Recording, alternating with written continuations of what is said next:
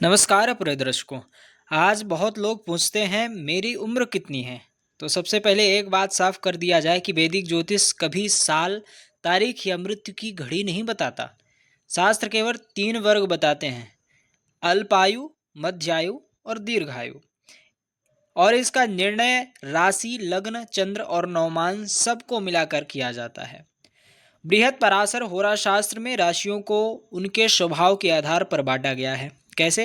अल्प आयु का संकेत मेष, कर्क, तुला, मकर राशि देते हैं। शास्त्रीय कारण चर राशि चलायमान होती है, स्थिरता कम देती है।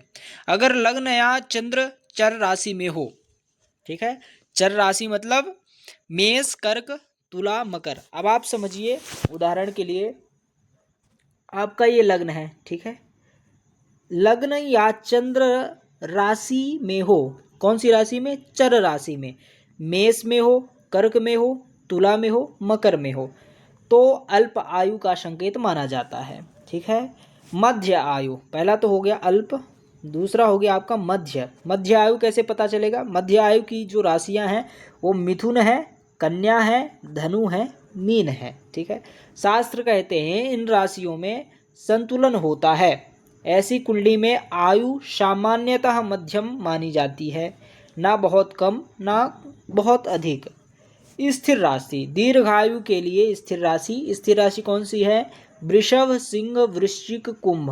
शास्त्रीय सिद्धांत स्थिरता, सहन शक्ति, दीर्घ जीव। यदि लग्न या चंद्र स्थिर राशि और बलवान हो तो दीर्घ आयु का संकेत माना जाता है।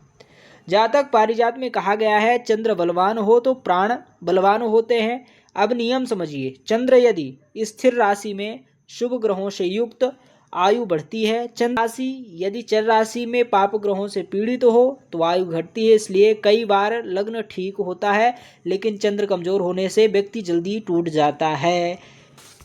फल दीपिका स्पष्ट करती है कि नवमांश आत्मा का बल दिखाता है। शास्त्रीय नियम, अगर लग्न कुंडली में आयु मध्यम दिखे लेकिन नवमांश बलवान हो तो व्यक्ति दीर्घायु हो जाता है। और अगर लग्न में सब ठीक हो लेकिन नवमांश में लग्न या आठवां भाव टूट गया हो तो आयु घट जाती है।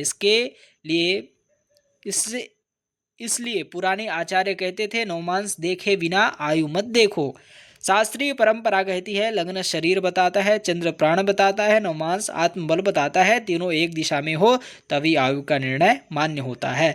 और अंत में याद रखिए, शास्त्र ये भी कहते हैं कि दान, संयम, साधना और सदाचार अल्पायु को भी दीर्घायु बना सकता है। इसलिए ज्योतिष डराने के लिए नहीं, सुधार का मार्ग दिखलाने के लिए होता है। अगर आपको यह वीडियो पसंद आई हो, चैनल को लाइक सब्सक्राइब अवश्य करिए। और हो सकता है कि कई लोग इस वीडियो को सही तरीके से नहीं समझ पाए, तो जिनको भी नहीं समझ में आया, जिनको भी जानने हैं कि उनकी आयु कितनी है, तो आप कमेंट में अपनी डिटेल्स लिख सकते हैं। मैं कमेंट में ही आपको उत्तर दूंगा कि आपकी आयु इतनी है। नमस्कार, जय श्री राम, जय श्री राधे।